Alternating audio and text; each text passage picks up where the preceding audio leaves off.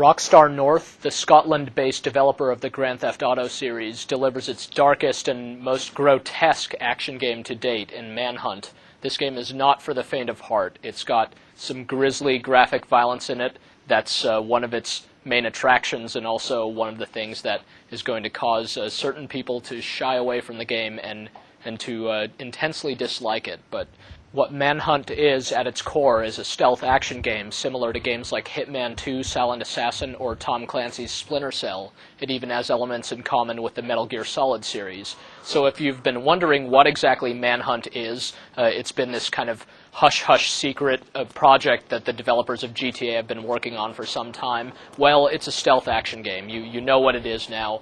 It's a game in which you lurk around in shadows, you wait until your opponents have their backs turned, and then you execute them quite brutally using a variety of different weapons, ranging from simple things like plastic bags and shards of glass to more utilitarian things like baseball bats and hammers, on up through some firearms, which you'll gain access to later in the game. Actually, though Manhunt is primarily a stealth game, there are a significant number of shooting sequences in it, and the entire second half of the game revolves almost as much about shooting as it does about stealth. The enemy AI in the shooting sequences of Manhunt has some problems, but in the stealth sequences it actually works pretty well. Basically, if you're spotted or if you make too much noise, the enemies will come looking for you, and you can run away from them and try to lose them around corners and such, and hide in shadows and hope they don't spot you, and after a while they'll give up and walk back to their post. You'll hear them muttering various things. They're all a bunch of lazy asses or something like that.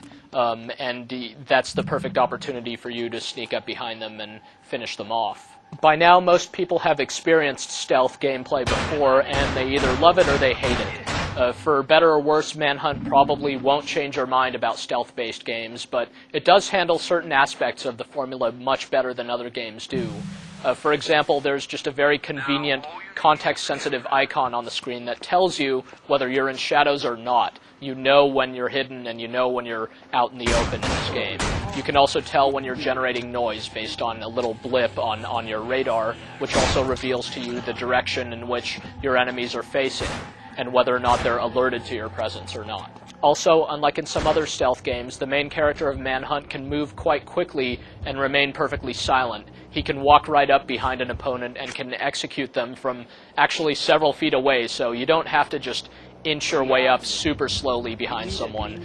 The pacing of this game is kept relatively quick compared with other stealth games. The level design is pretty good overall, though it's completely linear. That actually works well to keep you from ever getting lost, or rarely getting lost. Occasionally there may be a switch or some other object that you need to use that may prevent you from proceeding further into the level, but if you pay close attention to the game's brief cutscenes, you'll know what it is you need to do next. The premise of Manhunt is unusual, though it's quite similar, in fact, to the original Hitman codename 47.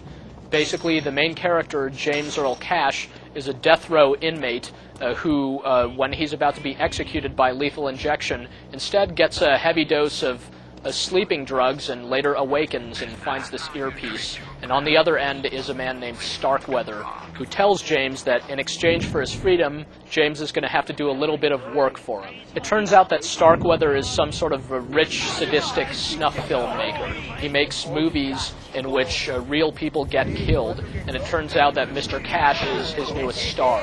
So Cash is led along through a series of these really gruesome encounters in which he's forced to kill other people in order to save his own life, all while Starkweather kind of strings him along and acts like his buddy, even though quite clearly he isn't.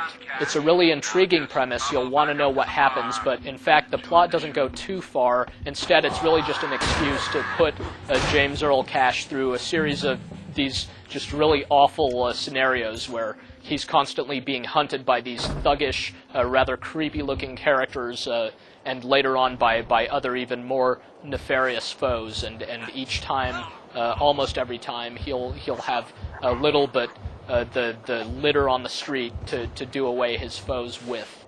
Of course, as soon as he kills his first foe, he can relieve them of their weapons and proceed from there. As mentioned, one of the main attractions in Manhunt is the gore. To that end, there are a great many number of ways in which James Earl Cash can kill his foes. they're all performed exactly the same way. You just sneak up behind a foe with a various weapon and execute the stealth kill. The difference is, the longer you hold down the execution button, the more brutal your move is going to be. If you just tap the button, you'll perform a pretty basic move. So, for example, with the plastic bag, he'll just suffocate his foe. However, if you hold the button down longer, there are two kind of greater stages of violence that can be performed upon your foe. Multiply that by all the various weapons in the game, including knives and machetes and axes and all sorts of things, police batons. And you have a great many number of ways in which to dispose your foes that are sort of put forth before you for your viewing pleasure. In fact, each time you execute a stealth kill, you'll see the game cut to this sort of a grainy-looking video cutscene as though it's an excerpt from one of Mr. Starkweather's movies. It's a really stylish effect, though it's certainly pretty grisly at times, and in fact, all of Manhunt has a pretty impressive look to it. The whole game is really gritty, really grainy. Screenshots don't do it justice at all, because they just make the game look washed out and drab, which to some extent is true, but it's all very stylized and done up to make this game just look very, very dismal. The game does have a few touches of Rockstar North's patented sense of humor to it, but for the most part it's very, very dark.